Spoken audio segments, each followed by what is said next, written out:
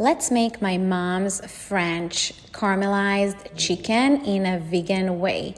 The dressing is olive oil, Silan, lemon juice, Dijon mustard, a pinch of salt, and shake it really well. Don't forget to dance in the kitchen. You are going to need your oven tray, parchment paper. It's the best tip I can give you. I am using vegan chicken and carrot chips. I let it broil for about 12 to 15 minutes.